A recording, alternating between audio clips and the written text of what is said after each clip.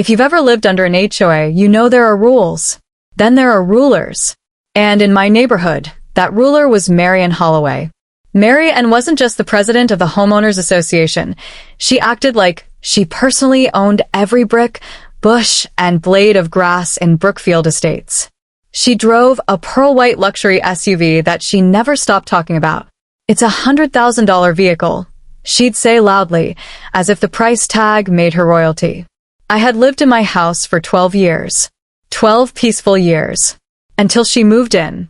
The first week she arrived, I received a warning letter about my mailbox being slightly misaligned with community aesthetic guidelines. The second week, it was about my lawn height being inconsistent with neighborhood symmetry.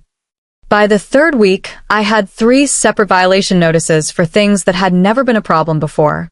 It wasn't about rules. It was about control. And for some reason, she didn't like me. Maybe it was because I didn't smile when she walked by. Maybe it was because I didn't attend HOA meetings. Or maybe it was because I didn't treat her like she was royalty. Whatever the reason, I became her favorite target. But nothing, absolutely nothing, prepared me for what she did on that Saturday morning. When I heard the engine, that deep, smug, luxury engine purr, I looked out my window and nearly choked on my coffee. There it was. Her massive pearl-white SUV. Parked. On my lawn. Not on the street. Not in her driveway. Not even slightly touching the curb. 2 giant tires pressed deep into the soft soil near the edge of my yard. For a moment, I thought maybe she had lost control, or was having an emergency. Then I saw her. She stepped out calmly, sunglasses on, phone in hand, completely unbothered. She locked the car and started walking toward her house like this was normal. I stormed outside. Mary Ann, I shouted.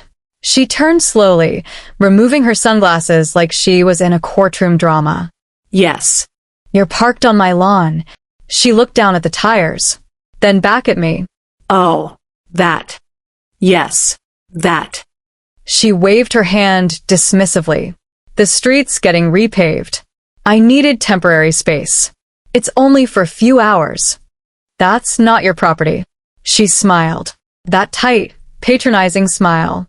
As HOA president, I'm authorized to make temporary decisions that benefit the community. It benefits you, I shot back. She tilted her head. Careful. I'd hate to review your landscaping compliance again. That was her favorite threat. Compliance. I could feel my jaw tighten. Move your car. She put her sunglasses back on. It'll be fine. And she walked away. That was the moment I realized something. She didn't think there would be consequences. Now here's the part she didn't know. 2 weeks earlier, the city had marked a section near the front of my yard with small flags. The ground beneath that area wasn't stable. An old drainage line had collapsed underground. The soil had become soft and hollow in one section. The city had scheduled repairs, but they hadn't started yet. I had been careful. I avoided mowing that spot. I didn't walk over it, because the ground wasn't solid. It was weak. And now, a 6,000-pound luxury SUV was sitting directly on top of it. At first, nothing happened. I stood there for about 10 minutes, debating whether to call a tow truck. That's when I heard it. A faint cracking sound, like dry wood snapping. I looked down. The front left tire had sunk slightly. Just an inch. Then 2. I blinked. Another crack. The ground shifted. The SUV tilted.